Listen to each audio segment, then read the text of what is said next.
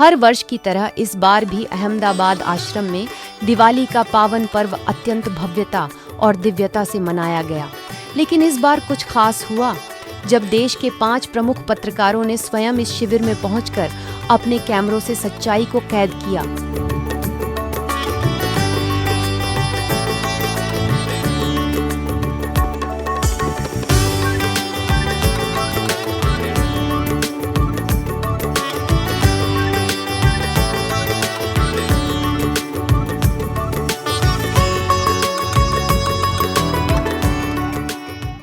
ये वही पत्रकार थे जो अब तक आश्रम के बारे में बहुत कुछ सुनते आ रहे थे, पर आज वो देखने आए थे कि आखिर इस आश्रम की दिवाली शिविर में ऐसा क्या है जो लाखों लोगों को आकर्षित करता है।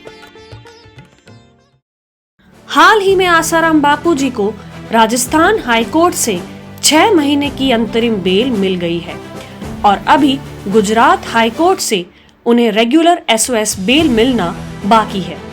उन्हें बेल अवश्य मिलना चाहिए। बहरहाल हम आपसे पूछना चाहते हैं कुछ सवाल।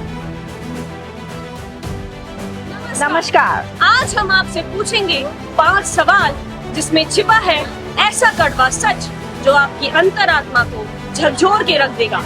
इस वीडियो को अंत तक देखने के बाद आपके मन में सवाल उठेगा कि आखिर इतना भेदभाव क्यों? एक देश, एक संविधान, एक कानून, फिर न्याय सबके लिए अलग अलग क्यों? कानून लागू करने में अंतर क्यों? नेता अभिनेता हो तो अलग कानून और संत हो तो अलग कानून। जिस पॉक्सो केस में अभिनेता बलवीर पुरी को 11 दिन बाद ही जमानत मिल जाती है, फिर कभी जेल ही नहीं जाना पड़ा।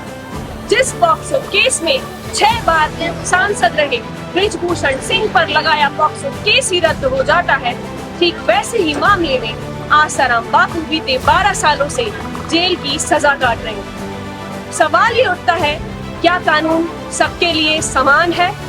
कोरोना काल में जब जेल कोविड इन्फेक्शन का हॉटस्पॉट बनी हुई थी, तब उम्र दराज लोगों में हार्डकोर क्रिमिनल्स तक को छोड़ा गया। लेकिन 2021 में आसाराम जी बापू को कोरोना के गंभीर दुष्परिणामों से ICU में कई दिन झुंझने के बाद भी बेल देने की अपेक्षा वापस जेल भेज दिया गया। आपको बता दें कि एम्स में उन्हें प्रोस्टेट सर्जरी की सलाह दी है। उनके हृदय में 3 गंभीर ब्लॉकेज और छोटी आंत में अल्सर भी पाया गया। सवाल ये उठता है कि अस्वस्थ होने पर भी रेगुलर बेल न देना क्या मौलिक अधिकारों का हनन नहीं? एक और 2018 में केरल की एक नन ने कैथोलिक चर्च के पादरी फ्रैंको मुलक्कल के खिलाफ रेप केस फाइल किया कि 4 साल पहले उसके साथ रेप हुआ था, पर 2022 में उस पादरी को यह कहकर निर्दोष बरी कर दिया जाता है कि आरोप साबित नहीं हो पा रहे हैं। यहाँ इस केस में लड़की के बयान का कोई महत्व नहीं रहा। ऐसे ही सिमिलर केस में जहां 13 साल पहले हुए रेप की कहानी बताकर आसाराम बापू को गुजरात कोर्ट से उम्र कैद की सजा इसलिए दे दी जाती है क्योंकि लड़की ने कहा है। अब इस केस में लड़की के बयानों को ही सजा का आधार मान लिया गया। मामला वही, सोच नई। कई बार अपने स्वार्थ सिद्धि के लिए लालच में आकर या बदला लेने के लिए नाबालिग लड़कियां पॉक्सो एक्ट को हथियार बनाकर झूठे आरोप लगाती है।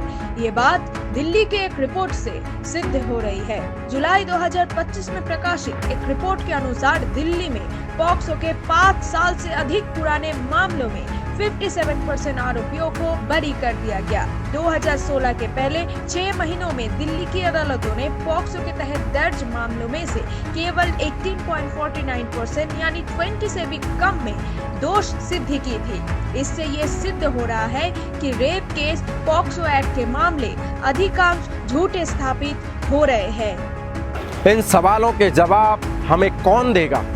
सरकार, मीडिया या न्यायपालिका?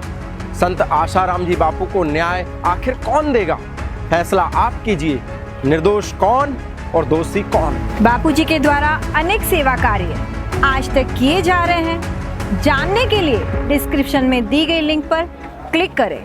आप इस वीडियो के बारे में अपनी राय हमें कमेंट करके जरूर बताइए। हमें आपके कमेंट का इंतजार रहेगा। और हाँ, वीडियो शेयर करना बिल्कुल न भूलें। हम आपसे फिर मिलेंगे, तब तक के लिए नमस्कार।